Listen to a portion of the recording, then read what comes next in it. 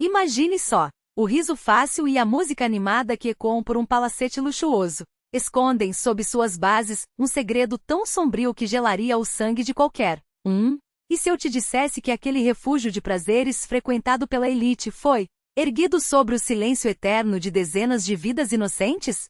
Essa não é uma lenda urbana, mas uma das páginas mais macabras da história do Império Russo, ocorrida em 1870 na pacata cidade de Briansk, um crime tão monstruoso que as autoridades fizeram de tudo para apagá-lo dos registros, enquanto os moradores só ousavam sussurrar sobre ele nas noites sem lua. Tudo começou no final de 1869, quando duas irmãs, Ekaterina e Alexandra Smirnova, chegaram a Briansk vindas de São Petersburgo. Elegantes, articuladas e claramente abastadas, elas despertaram imediatamente a curiosidade da sociedade local. Com uma facilidade suspeita, adquiriram um vasto terreno às margens da cidade, bem ao lado de um antigo cemitério, abandonado décadas antes.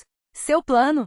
Construir um pensionato para moças de família, ideia que encantou a nobreza e a igreja. Os documentos do arquivo municipal comprovam, todas as licenças foram emitidas em tempo recorde. O prefeito Afanácio Dobroliubov foi um de seus maiores apoiadores. Não por acaso, já que as irmãs doavam generosas somas para melhorias urbanas, como revelariam mais tarde. Elas apareceram do nada com fortuna e influências que nenhuma provinciana comum teria, anotou em suas memórias o médico local Nikolai Korovin. Ekaterina, a mais velha, falava com uma calma calculada, enquanto Alexandra, a caçula, quase não abria a boca na presença de estranhos. Seus olhares, era como fitar o vazio, uma sensação de gelo na espinha, como se algo dentro delas já estivesse morto. Confessou o médico. A construção do pensionato começou na primavera de 1970 e avançou a uma velocidade sobrenatural. Em poucos meses, um solar de 3 andares com porões profundos e cercado por altos muros de pedra ergueu-se onde antes havia apenas mato. Os operários trabalhavam dia e noite, e os moradores começaram a notar coisas estranhas. Carroças com caixotes lacrados chegavam apenas após o anoitecer. Primeiro sinal de que algo estava errado veio em abril. Um trabalhador, o camponês Stepan Lukianov, sumiu após um turno noturno. Sua esposa procurou a polícia, mas foi ignorada. Deve ter fugido para outra cidade, disseram. Uma semana depois, outro operário desapareceu. Depois mais 3. Os boatos se espalharam, mas ninguém investigou. Em junho, o pensionato foi inaugurado com pompa. Só que, em vez de moças de família, o que os convidados encontraram foi um bordel de luxo, decorado com ouro e veludo, frequentado pela elite local. A indignação inicial durou pouco, logo os mesmos que criticavam tornaram-se clientes assíduos. Era um antro de depravação disfarçado. De palácio, escreveu um ex-cliente anônimo ao jornal Briansky Vestnik, 20 anos depois. As mulheres eram deslumbrantes, mas seus olhares, vazios como bonecas, sem alma. E havia um cheiro doentio no ar, doce e terroso, como se algo apodrecesse debaixo dos nossos pés. O estabelecimento das irmãs Smirnova tornou-se famoso além de Briansk, atraindo clientes de Moscou e São Petersburgo. Havia rumores sobre salões secretos nos porões, acessíveis apenas aos mais ricos e poderosos. As jovens que trabalhavam lá nunca eram vistas durante o dia, chegavam em grupos à noite e desapareciam atrás dos muros altos. Moradores juravam ouvir gritos abafados nas madrugadas, mas as queixas à polícia eram arquivadas sem explicação. Até que, em agosto de 1870, tudo mudou. Maria Stepanova, uma lavadeira que servia as famílias nobres, desapareceu a caminho de casa. Seu irmão, Ivan, um soldado reformado que havia lutado no Cáucaso, recusou-se a aceitar as desculpas esfarrapadas das autoridades, de que ela teria fugido com um amante ou se afogado no rio. Decidido a encontrar a verdade, começou a investigar por conta própria. Vi quando levaram o corpo, contou-lhe Foma, um bêbado que dormia sob a ponte naquela noite. 2 homens carregavam algo embrulhado em um lençol branco e jogaram numa carruagem preta sem insígnias. Reconheci aquela carruagem. É das irmãs Smirnova. Ivan procurou Kuzma Dorofeio, um dos poucos policiais honestos da cidade, e pediu ajuda. Para surpresa de todos, Dorofeio topou. Durante um mês, ele recolheu provas. Descobriu que os documentos das irmãs eram falsos. Em São Petersburgo ninguém Jamais ouvirá falar de uma família nobre Smirnova com propriedades em Tsarskoye Selo. Pior, nos últimos 12 meses, mais de 30 jovens mulheres haviam desaparecido em Briansk e arredores. Em 25 de setembro de 1870, Dorofeio agiu com uma equipe de policiais leais, voluntários, incluindo Ivan, invadiu o bordel. O que encontramos lá não tem nome, escreveu ele em seu relatório ao governador. Não era apenas imoralidade. Era um inferno na terra. Nos porões, câmaras de tortura com paredes e pisos cobertos de sangue. Gaiolas onde jovens sequestradas eram mantidas antes de serem forçadas a trabalhar nos salões. Mas o horror verdadeiro estava além. Atrás de uma parede falsa, um túnel levava ao antigo cemitério. Lá em uma cripta abandonada, uma cena dantesca, uma mesa de pedra manchada de sangue seco, prateleiras com frascos de órgãos humanos conservados em álcool, um forno onde, claramente, corpos eram queimados. E no cômodo ao lado, 98 cadáveres recentes. Dispor aqueles 98 corpos em fileiras perfeitamente alinhadas, cada tumba marcada apenas por um número e uma data. O inspetor Dorofeiel ordenou a prisão imediata das irmãs Smirnovas, mas elas haviam desaparecido como fumaça. Em seus aposentos no andar superior do bordel, os investigadores encontraram livros estranhos, em latim e hebraico antigo, pilhas de anotações manuscritas e diários. Foi nos registros de Ekaterina Smirnova que a verdade veio à tona. Elas não eram apenas criminosas, mas devotas de um culto ancestral, cujos rituais macabros serviam a um propósito ainda mais sinistro. Elas acreditavam que através de assassinatos ritualísticos e do enterro dos corpos, em padrões específicos, poderiam criar uma fonte de energia oculta, revelou o padre Ion Preobrajensky em suas memórias, convocado por Dorofeiel para decifrar os documentos apreendidos.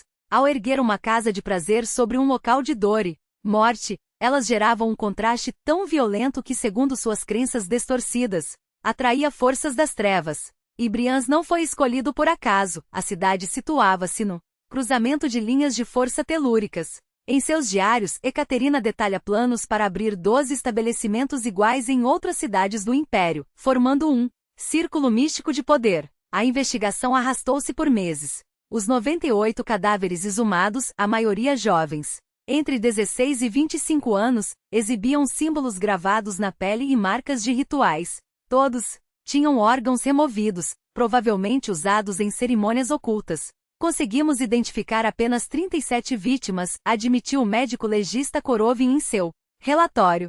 As demais, supunha-se, haviam sido trazidas de outros lugares. Pior, os primeiros enterros datavam de 1868, anos antes da construção oficial do bordel. Isso sugeria que as Smirnovas não agiam sozinhas. Alguém em Briansk as auxiliava há muito tempo. O prefeito Dobrolyubov e outros altos funcionários caíram sob suspeita, mas negaram qualquer envolvimento, alegando terem sido enganados por duas charmosas vigaristas. Enquanto isso, as irmãs haviam evaporado. Seus retratos foram distribuídos por todas as províncias, mas nenhum rastro foi encontrado. Alguns juravam que haviam fugido para o exterior, outros que eram protegidas por figuras poderosas, até que em um esconderijo sob o assoalho do quarto de Alexandra, Dorofeiel descobriu um documento aterrador, uma lista com 13 nomes escrita em papel com marca d'água do Ministério do Interior. 3 deles, decifrados pelo inspetor, pertenciam a altos oficiais de São Petersburgo. Enviei uma carta urgente ao governador, pedindo uma investigação em nível superior, escreveu Dorofeiel em seu último relatório. 3 dias depois, foi encontrado morto em seu gabinete com um tiro na têmpora. A versão oficial, suicídio, incapaz de suportar o peso de tão horrendo caso. Mas poucos acreditaram, principalmente depois que todos os arquivos foram confiscados por um emissário de São Petersburgo e o caso foi oficialmente encerrado. O bordel das Smirnovas foi demolido até os alicerces, e em seu lugar ergueu-se uma capela em memória das vítimas. As autoridades proibiram qualquer menção pública ao caso, mas os rumores persistiram. Moradores evitavam passar perto do local à noite, jurando ouvir os lamentos de jovens mulheres que vagavam entre as sombras como se ainda buscassem escape. E então, em 1892, uma pequena nota no Moskovsky Vedomosti reacendeu o terror. Um incêndio em um bordel de Nizhny Novgorod havia matado 8 pessoas. Testemunhas afirmaram ter visto duas damas idosas de aparência aristocrática deixando o local pouco antes das chamas. 5 anos depois, o mesmo padrão repetiu-se em Kharkov. Depois em Kiev, Odessa, Riga. Sempre as mesmas duas mulheres, sempre bordéis, sempre tragédias. Não eram coincidências, escreveu o criminologista Alexandr Brodsky em 1912, após uma década estudando o caso. As Sirnovas não apenas continuavam suas atividades, elas haviam expandido sua rede. Não se tratava de duas assassinas, mas de uma organização secreta atuante há décadas, talvez séculos. Usavam casas de prazer como fachada para rituais que buscavam alimentar uma força obscura. Brodsky reuniu provas contundentes, ligações com altos escalões do governo, documentos censurados, testemunhos de sobreviventes. Pretendia publicar tudo em um livro, mas a manuscrito foi confiscada e ele preso por difamação. Um mês depois, morreu na prisão, vítima de um ataque cardíaco fulminante. O último vestígio da Sirnova surgiu em 1916 em Samara, outro cemitério clandestino, idêntico ao de Briansk. Mas a Revolução Russa enterrou qualquer investigação. Quando os bolcheviques assumiram o poder, todos os arquivos sobre o caso foram classificados como ultra-secretos e trancados nos porões da NKVD. Pouquíssimos tiveram acesso a eles. Até que, em 1957, o historiador Valentin Petrov, revisando documentos sobre cultos religiosos na URSS, deu de cara com uma fotografia de 1932, tirada em um evento diplomático em Leningrado, mostrava duas mulheres idosas, entre a elite soviética. Seus rostos, anotou Petrov em seu diário, coincidiam com as descrições das irmãs Sirnovas, envelhecidas. A pergunta que me assombra, será que elas viveram tanto tempo assim? Ou seriam suas filhas, discípulas, perpetuando uma herança macabra? Petrov mergulhou na busca por respostas, mas o sistema não permitiria. Em questão de semanas foi afastado dos arquivos, rebaixado a um cargo obscuro em um instituto provincial.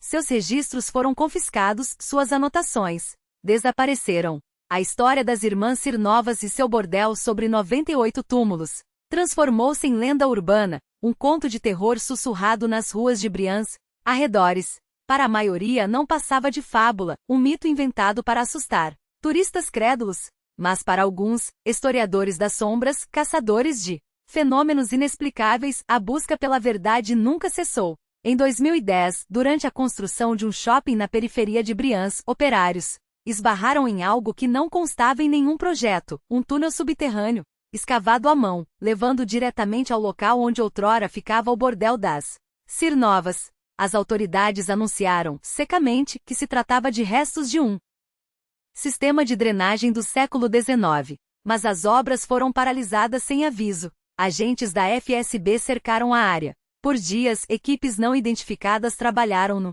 local até que o túnel foi selado com concreto e o projeto do shopping cancelado. Silêncio oficial só alimentou as especulações. Na internet, grupos de entusiastas começaram a conectar os pontos. Alguns juravam ter encontrado evidências de que a organização fundada pelas irmãs não apenas sobreviveu, como se ramificou, operando nas entrelinhas de cidades russas e ex-soviéticas. O que faz com que testemunhas calem? Medo da punição? Ou o terror, diante do que não pode ser explicado pela razão? No caso das Sirnovas parece que ambos os medos agiram em uníssono. Os fragmentos de informação reunidos ao longo de um século e meio não pintam apenas um retrato de crimes hediondos. Revelam um pacto cujas raízes afundam em camadas mais profundas da história do que alguém ousaria imaginar. Retomemos a investigação pelos bastidores do que foi abafado. Após a morte suspeita do inspetor Dorofeev e a apreensão dos autos por emissários de São Petersburgo, tudo indicava que o caso seria enterrado para sempre. Mas alguns documentos escaparam, salvos por poucos que arriscaram tudo para que a verdade não se apagasse. Ivan Stepanov, irmão de uma das vítimas, recusou-se a aceitar o arquivamento do caso. Ex-militar, homem de disciplina, não conseguia conceber como um crime daqueles poderia ficar impune. Antes que os originais fossem confiscados, ele conseguiu copiar trechos cruciais, páginas do diário de Ekaterina Smirnova e um mapa com 13 cidades marcadas. O que lhe gelou o sangue, anotou Stepanov, em cadernos encontrados em 2007, escondidos entre os papéis de seu bisneto.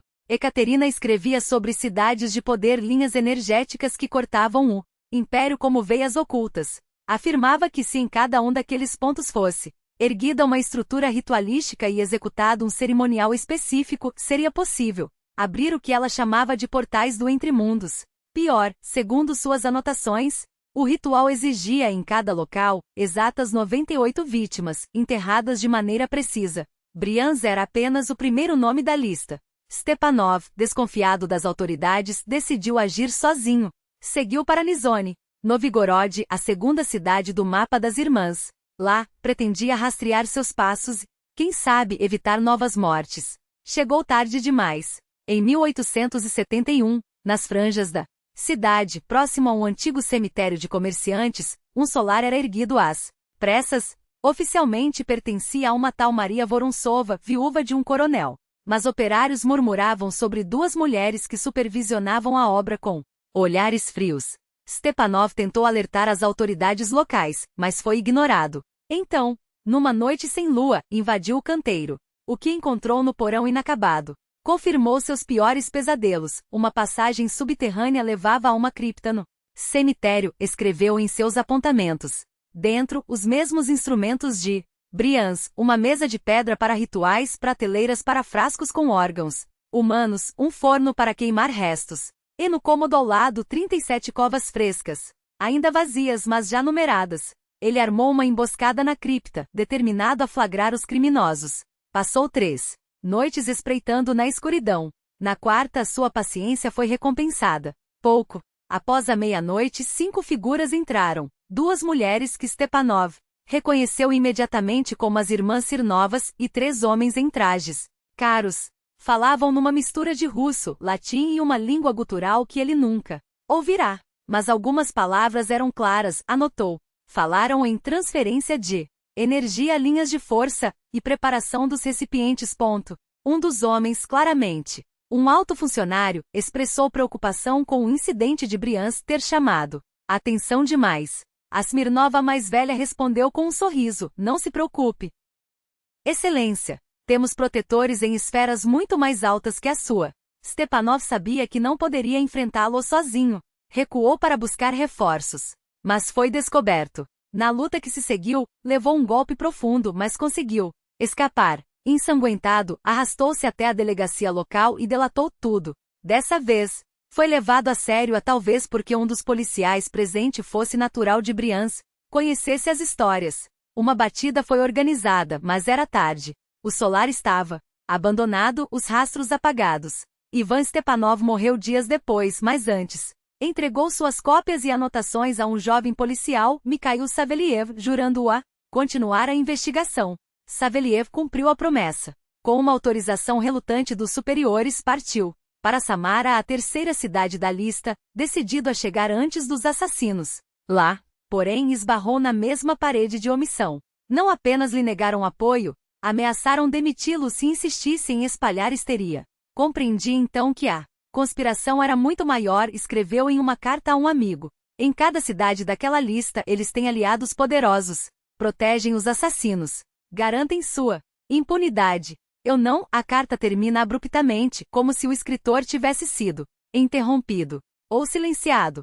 Ele já sabia até onde se estendiam suas conexões, mas suspeitava que elas alcançavam os mais altos escalões do império. A despeito das ameaças, Saveliev persistiu, agora na clandestinidade. E foi em Samara que descobriu a peça que faltava, um bordel de luxo inaugurado um ano antes, cuja fachada escondeva algo muito pior. No papel, o estabelecimento pertencia ao general aposentado Arkady Nesterov, mas quem o comandava eram 2 mulheres cujas descrições coincidiam com as das irmãs Smirnovas. Ao tentar infiltrar-se como cliente, Saveliev foi descoberto. Por pouco não acabou como suas vítimas, escapou por um fio, mas entendeu que a abordagem direta era um suicídio. Mudou de tática. Em vez de caçar os criminosos, passou a caçar suas sombras. Nos 3 anos seguintes, mergulhou nos documentos deixados por Stepanov, cruzou informações com arquivos secretos e buscou especialistas capazes de decifrar os símbolos sinistros que povoavam o diário de Ekaterina Smirnova.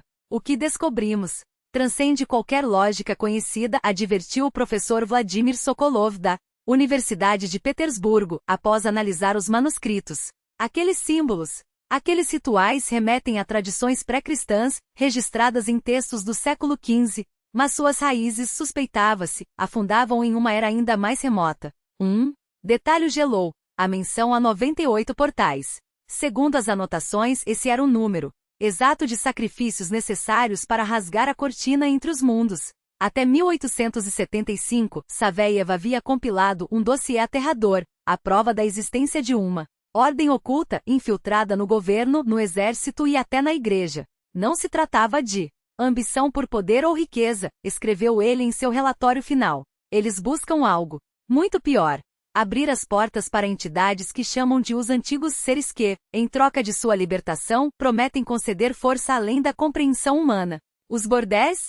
Meras iscas. Uma fachada para recrutar homens influentes, primeiro com vícios, depois com promessas de conhecimento proibido. Sabia que denunciar a trama às autoridades oficiais seria inútil. Então recorreu aos Guardas da Luz, uma sociedade secreta que desde o século XV combatia a escuridão nos bastidores do poder. Fundada por eruditos militares e até membros da família imperial, a ordem reunia aqueles que haviam testemunhado o avanço das trevas nos salões da nobreza. Suas descobertas confirmam o que há muito suspeitávamos, respondeu Nikolai Kirsanov, líder dos guardas. O Ordem dos 98 é apenas a máscara mais recente de um culto que muda de nome, mas nunca de essência. As irmãs Sirnovas não são suas líderes, são peças. Os verdadeiros mestres permanecem nas sombras. Talvez nem estejam na Rússia.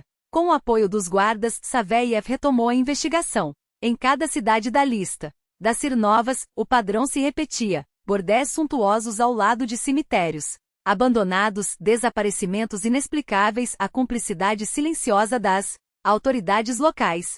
Em 1877, recebeu uma proposta anônima: dinheiro, proteção para a família em troca do silêncio. Recusou. Uma semana depois, uma bala perdida, ou, não, rasgou o ar ao seu lado, ao sair de casa. Os guardas o retiraram às pressas. Por 2 anos, escondeu-se em uma propriedade isolada na Finlândia, onde organizou suas anotações no que ficaria conhecido como Dossiê Saveyev, 800 páginas de horror metodicamente documentado.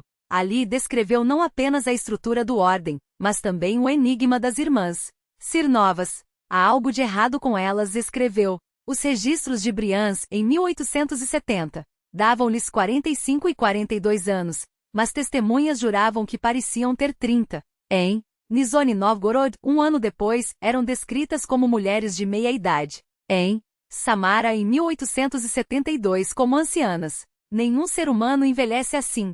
Pior, nunca eram vistas à luz do dia. Evitavam espelhos. Recusavam-se a ser fotografadas. Um comportamento estranho para mulheres de sua posição, em uma época em que o retrato era símbolo de status. Alguns juravam que em momentos de fúria seus olhos escureciam até se tornarem 2 poças de tinta. Outros contavam que Caterina, sozinha, erguera uma mesa de carvalho que 4 homens mal conseguiram mover. E havia o diário. Ekaterina escreve sobre um despertar, em 1860, anotou Saveyev. Antes disso, eram apenas 2 aristocratas empobrecidas em Petersburgo. Depois, sumiram por 7 anos e voltaram diferentes. Com poderes. Com uma missão. Uma missão que, pelas entrelinhas, envolvia não apenas sacrifícios, mas a preparação de um caminho. Elas não são humanas, concluiu Saveyev nas páginas finais do dossiê. Ou, se o foram um dia, deixaram de sê-lo. São pontes, instrumentos. E o que elas aguardam do outro lado? A frase ficou incompleta, como se o escritor mais uma vez tivesse sido interrompido. Ou como se algumas verdades fossem perigosas demais para serem escritas. Isso explicaria suas habilidades incomuns e a influência hipnótica que exercem sobre quem a cerca. Saveyev, ao concluir seu trabalho, pretendia retornar à Rússia com o apoio dos guardas da luz para tornar públicos aqueles documentos explosivos.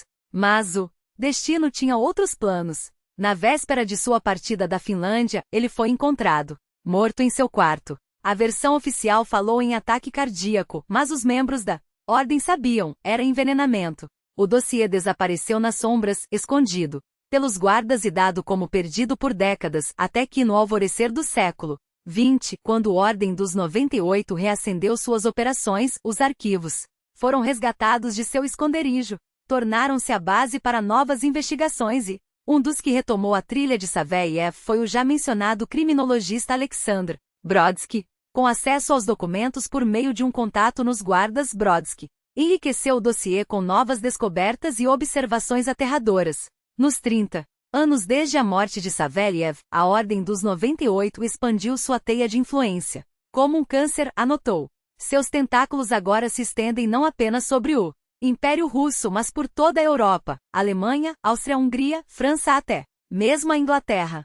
Sempre o mesmo padrão: bordéis luxuosos erguidos sobre cemitérios ou pontos de energia oculta, jovens mulheres que desaparecem sem deixar rastro, e a cumplicidade silenciosa das autoridades. Brodsky dedicou especial atenção aos rituais do Ordem. Consultou especialistas em ocultismo, incluindo o famoso papuz Gerardin Kalsi, então na Rússia a convite da família imperial. Os símbolos e práticas da Ordem ecoam tradições esotéricas antigas conhecidas apenas nos círculos mais fechados, escreveu Papuz em uma carta a Brodsky. Mas o que mais me intrigou foi seu uso do número 98. Em certos textos cabalísticos, ele está ligado ao Kia, uma força cósmica de destruição e metamorfose. Diz a lenda que ao sacrificar 98 almas de maneira específica, abre-se um portal para invocar essa energia. Em nosso plano, Brodsky foi além, ao mapear as cidades onde as irmãs Smirnov atuaram e os locais de desaparecimentos, descobriu um padrão geométrico perturbador. Os pontos formam um decágono perfeito, não um tridecágono, com Moscou como epicentro. Ao conectá-los, surge uma figura complexa, idêntica ao símbolo que Katarina Smirnov chamava de chave para os portais em seu diário. Sua conclusão era arrepiante: a própria geografia da Rússia pode ser parte de um ritual colossal. Em 1912, Brodsky finalizou sua obra, Sombras sobre o Império, a história secreta da Ordem dos 98, onde não apenas expunha os crimes passados da organização, mas lançava um alerta: seu objetivo final não é poder ou riqueza. Eles buscam a transfiguração do mundo, a criação de uma nova realidade onde seus antigos governarão. Se completarem seu grande ritual, as consequências serão cataclísmicas, não só para a Rússia, mas para a humanidade. O livro foi confiscado pela censura, e Brodsky, preso sob acusações vagas, morreu em circunstâncias suspeitas pouco depois. No entanto, algumas cópias sobreviveram em arquivos privados dos guardas da luz. A Revolução de 1917 e a Guerra Civil que se seguiu parecem ter interrompido as atividades tanto da Ordem quanto de seus oponentes. Muitos membros de ambos os lados morreram nos conflitos ou fugiram para o exílio. Mas, na metade dos anos 1920, sinais inquietantes reapareceram. A Ordem dos 98 estava de volta, agora infiltrada na União Soviética. Em 1925, um túmulo coletivo de mulheres foi descoberto em Leningrado, com características idênticas aos crimes das irmãs Smirnov. Próximo dali, um sanatório para funcionários do partido abrigava, na verdade, um bordel de elite. A OGPU investigou, prendendo altos membros do partido e da Tcheca, mas o caso foi abafado por ordem de um dos chefes da organização. Esse caso levanta questões demais, escreveu o investigador Gleb Boki em seu relatório. Enfrentamos uma organização que precede a revolução e manteve suas estruturas intactas mesmo após a mudança de regime. Pior, há indícios de que seus agentes ocupam posições chave no aparato estatal. Boki, ele próprio fascinado por ocultismo, tanto que criou um departamento especial na GPU para estudar fenômenos paranormais, mergulhou nas investigações. Teve acesso a fragmentos do dossiê de Saveyev e as anotações de Brodsky. O que descobri desafia qualquer lógica, relatou a seus superiores.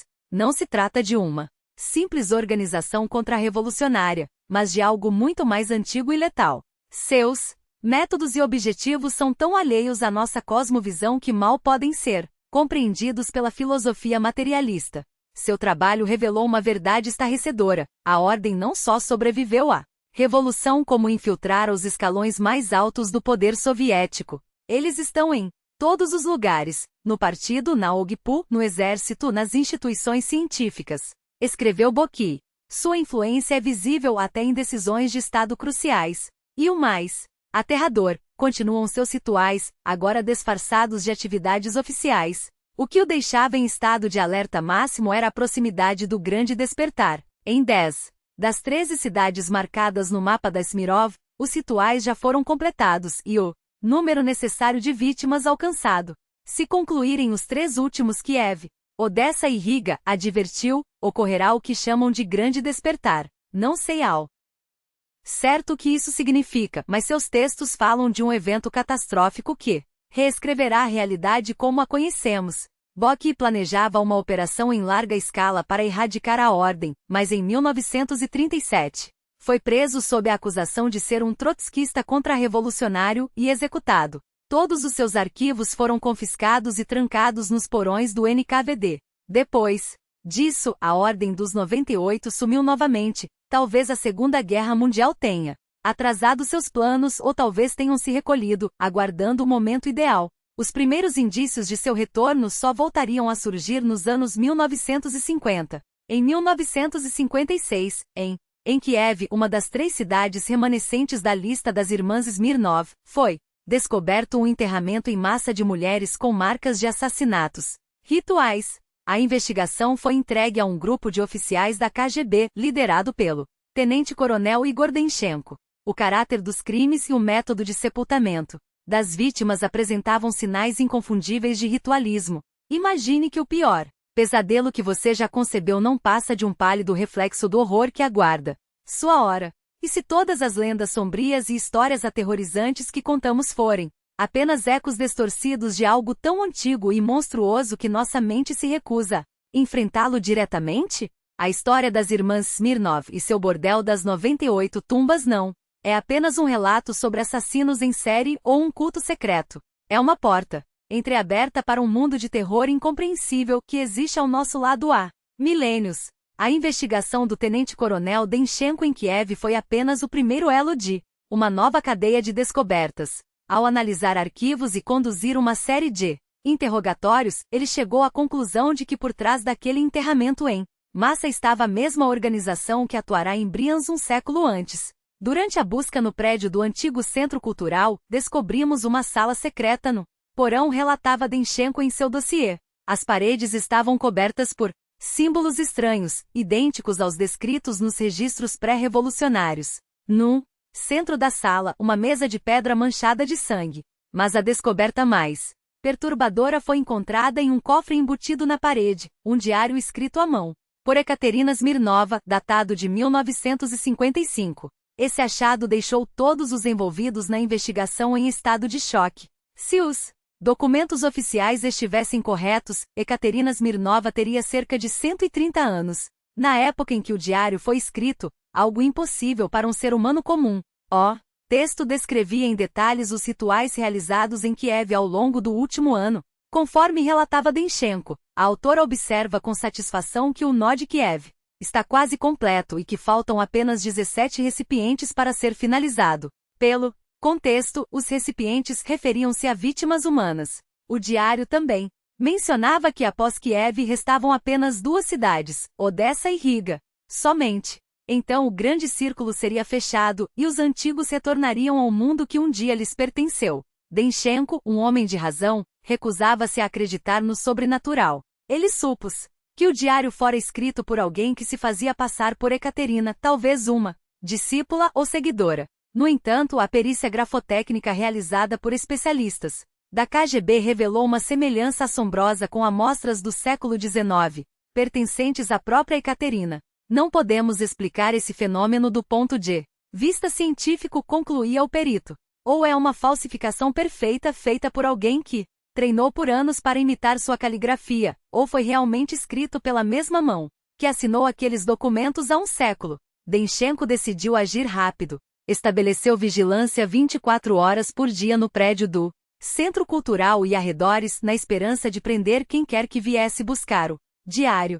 Ao mesmo tempo, enviou equipes a Odessa e Riga para investigar locais suspeitos ligados à ordem. A espera não foi longa.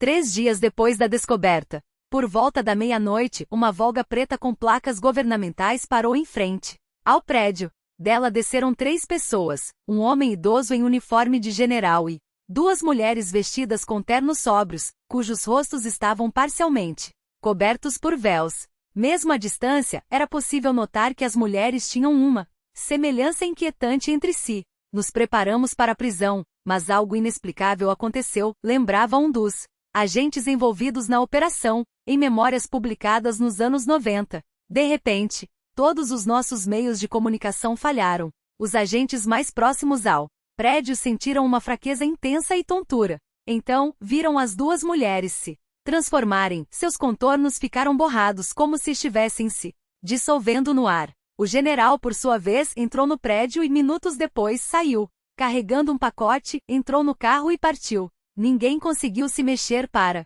impedi-lo. Quando os agentes finalmente recuperaram o controle sobre seus corpos, já era tarde. A Volga havia desaparecido, levando consigo o diário de Ekaterina Smirnova. Tentativas de rastrear o veículo pelas placas não levaram a lugar nenhum. Aquele carro não constava em nenhum registro governamental. Denchenko relatou o ocorrido a seus superiores, mas seu informe foi recebido com ceticismo. Os eventos daquela noite foram classificados como uma alucinação coletiva, possivelmente causada por alguma substância tóxica lançada por desconhecidos. O caso foi transferido para outro departamento e Denchenko, afastado da investigação, foi logo depois rebaixado a um cargo menor em uma região remota. No entanto, antes de partir, Denchenko conseguiu copiar secretamente parte dos arquivos e entregá-los a um velho amigo, o historiador Viktor Polozov, especialista em movimentos ocultistas na Rússia. Polozov ficou estupefato com as informações. Como estudioso das tradições esotéricas, reconheceu imediatamente os símbolos e rituais descritos nos documentos. Essa tradição é muito mais antiga que o cristianismo ou até mesmo o judaísmo anotava em seus registros. Suas raízes remontam a épocas pré-históricas quando, segundo lendas, o mundo não era governado por humanos, mas por entidades que diferentes culturas chamavam de maneiras distintas. Os antecessores, os primordiais. Nos textos sumérios, eram os Anunnaki, nos Vedas indianos, os Asuras, nas sagas nórdicas, os Jotun. Em todas as fontes, eram descritos como seres de poder incomensurável, mas de crueldade implacável, banidos ou aprisionados em outra dimensão por forças que favoreciam a humanidade. Polozov notou que em várias mitologias menciona-se a possibilidade de seu retorno, desde que certos rituais sejam executados, envolvendo sacrifícios humanos em locais de poder. A Ordem dos 98 aparentemente busca exatamente isso. O retorno dos antigos, especulava. E o número 98 tinha um significado crucial. Alguns textos antigos falavam de 98 selos, que mantinham os antigos presos em sua dimensão. Cada selo poderia ser quebrado por meio de um ritual específico exigindo uma vida humana. Polozov também se interessou pelas irmãs Smirnov. Começou a reunir todas as informações disponíveis sobre elas desde seu primeiro aparecimento em São Petersburgo no século XIX. Segundo documentos oficiais, Ekaterina e Alexandra Smirnov eram filhas de um nobre empobrecido Piotr Smirnov, dono de uma pequena propriedade em Novgorod. Escreveu. Mas ao verificar, descobriu que aquela propriedade nunca existira, e nos registros paroquiais de Novgorod não havia menção ao nascimento de quaisquer filhas de Piotr Smirnov naqueles anos.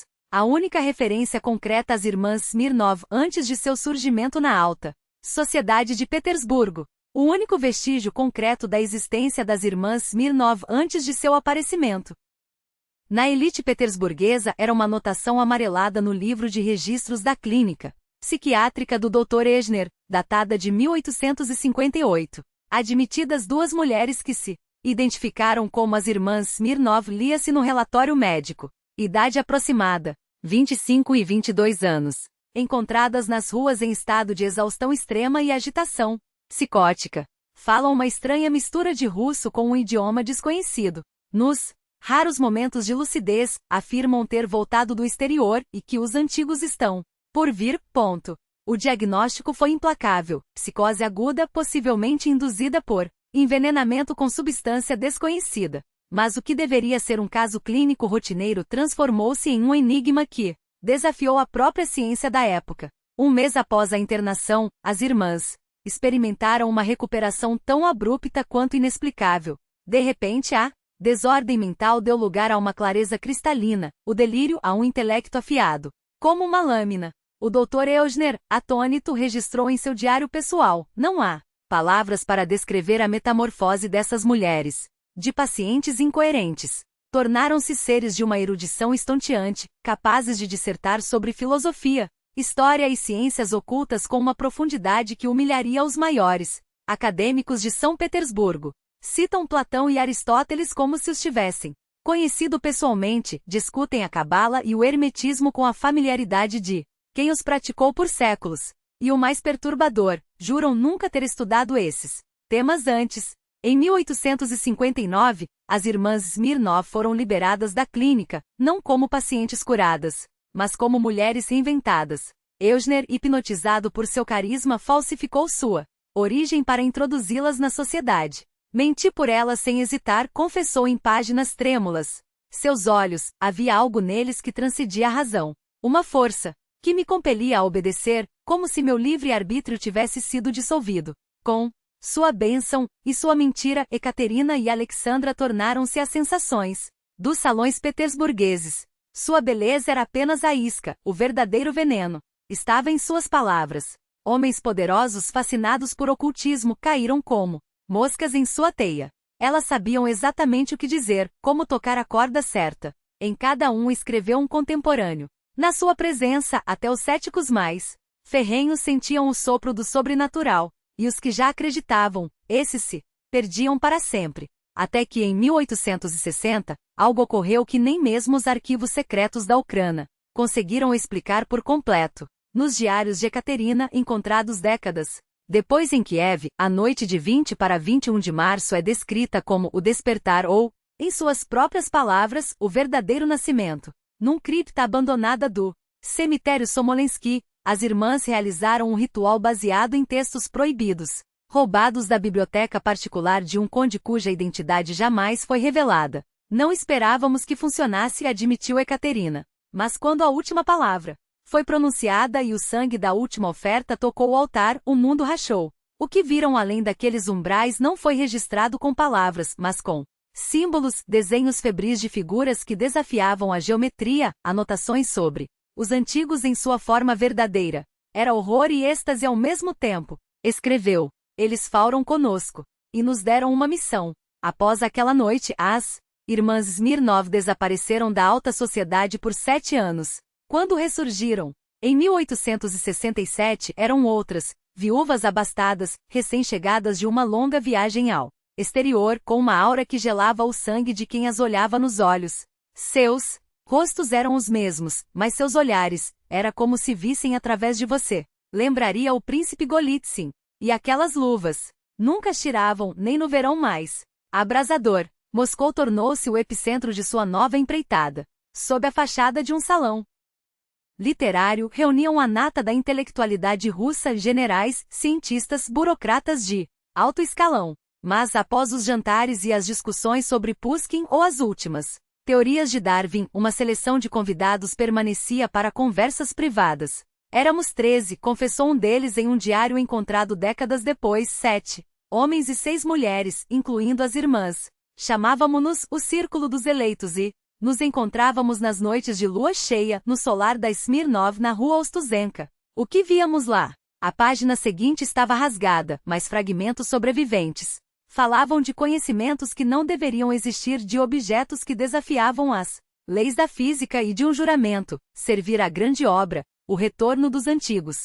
Foi nesse período que nasceu a Ordem dos 98, uma organização cuja existência só veio à tona um século depois, graças às investigações de Polozov. Seu objetivo? Ativar um ritual em 13 cidades russas, cujas localizações, quando conectadas em um mapa, formavam um símbolo conhecido nos grimoires medievais como os selos dos antigos. Uma figura geométrica precisa, idêntica aos diagramas encontrados em textos de magia negra do século XIII, anotou Polozov. Segundo as lendas, ao completar os rituais nos 13 pontos, o véu entre as dimensões se rompe. E eles voltam. Até 1956, quando o incidente em Kiev expôs parte da trama, a Ordem já havia concluído 10 dos 13 rituais. Restavam apenas Kiev, Odessa e Riga. As anotações de Polozov sugerem que após o fracasso em Kiev, a organização acelerou suas Operações nas cidades restantes. Em 1958, Odessa foi palco de uma onda de desaparecimentos de jovens mulheres, todas vistas pela última vez nas proximidades de um sanatório reservado à elite do partido. O inquérito oficial foi arquivado sem respostas, mas um informante anônimo da milícia sussurrou a um jornalista local: elas não desapareceram. Foram escolhidas. Asterisco. O sanatório, localizado na periferia de Odessa, era um lugar envolto em sombras que pareciam se estender além das paredes de concreto. O jornalista Mikhail Kogan, intrigado pelos rumores, iniciou uma investigação própria e o que descobriu foi muito além do que qualquer censura poderia ocultar. Construído no início dos anos 1950 sobre as ruínas de um antigo cemitério destruído durante a guerra, o local era formalmente subordinado ao Ministério da Saúde, mas, na prática, respondia a figuras poderosas em Moscou. Moradores locais falavam em voz baixa de sons estranhos, que ecoavam pelas noites, de luzes tremeluzindo nas janelas do porão, de carros negros sem placas que chegavam após a meia-noite. Alguns juravam ter visto corpos enrolados em lençóis sendo levados para longe, mas ninguém ousava denunciar. Escreveu Kogan em um artigo que jamais seria publicado. Sua tentativa de infiltrar-se no sanatório como funcionário falhou. Descoberto, ele escapou por pouco de um destino pior. Mas as ameaças anônimas começaram a chegar. Um mês depois, seu corpo foi encontrado no mar. A versão oficial? Afogamento acidental. Uma ironia cruel, já que Kogan era um nadador experiente. Seus papéis, no entanto, não desapareceram. Foram parar nas mãos de Anna Levina, uma colega jornalista que, embora assustada, decidiu continuar a investigação, desta vez com mais cautela. Levina não tentou invadir o sanatório. Em vez disso, reuniu depoimentos de ex-funcionários e moradores. O que descobri supera os piores pesadelos, confessou em uma carta a um amigo em Kiev. Uma enfermeira demitida por ter entrado acidentalmente em uma área proibida descreveu um porão com paredes cobertas por símbolos incompreensíveis e uma mesa de pedra com sulcos para escoamento de sangue. Vi duas mulheres idosas em roupas estranhas conduzindo um ritual, relatou. Participavam oficiais do partido e do KGB. Levina planejava expor tudo em um artigo, mas, ciente do perigo, enviou primeiro suas anotações a um ex-colega em Moscou, na esperança de que a publicação em um jornal da capital chamaria a atenção das altas esferas. Nunca aconteceu. 2 semanas depois, ela foi presa sob acusação de atividade antissoviética e condenada a 10 anos de Gulag. Na prisão, assinou uma confissão forçada, negando tudo e acusando-se de ser agente estrangeiro. Mas as verdades que descobriu não morreram com ela. Enquanto isso, em Riga, a última cidade da lista das irmãs Smirnov, os desaparecimentos se multiplicavam. Entre 1958 e 1959, dezenas de jovens mulheres sumiram nas proximidades de um antigo mosteiro dominicano, transformado em casa dos oficiais após a guerra. O pintor letão Janis Berzinch, que morava nas redondezas, tornou-se testemunha involuntária de cenas perturbadoras. De sua janela via carros com placas de Moscou chegando à noite, carregando homens em ternos escuros, mulheres encapuzadas. Uma vez, vi algo enrolado em lona sendo levado para fora. Um corpo, sem dúvida, anotou em seu diário. Usando suas conexões, afinal, pintava retratos de oficiais e suas famílias. Berzinch conseguiu acesso a partes do prédio. Foi então que encontrou uma porta escondida, não marcada nos planos oficiais. Não consegui abri-la, mas pela fresta vi uma escada. Descendo e ouvi sons, não eram cantos nem gritos. Algo entre os dois, escreveu. Quando questionou um oficial sobre o que havia lá embaixo, o homem empalideceu. Área técnica. Acesso proibido por questões de segurança. As sombras começaram a segui-lo. Homens desconhecidos vigiam sua casa. Seus telefonemas eram interceptados, suas cartas violadas. Temendo pelo pior, Berzinch fugiu para o interior, mas não sem antes enviar seus desenhos e anotações a um velho amigo em Moscou, Viktor Polozov. Guarde isso. Se algo acontecer comigo, entregue às autoridades competentes, pediu. Quando Polozov recebeu o pacote, o choque foi imediato. Os esboços mostravam figuras em trajes ritualísticos ao redor de um altar de pedra. Entre elas, duas mulheres, cuja descrição coincidia perfeitamente com as irmãs Smirnov, as mesmas entidades, que segundo os documentos de Denchenko haviam agido em Briansk, Kiev e Odessa. Não há dúvida, são elas, registrou Polozov em seu diário. E agora, o que fazer com essa verdade?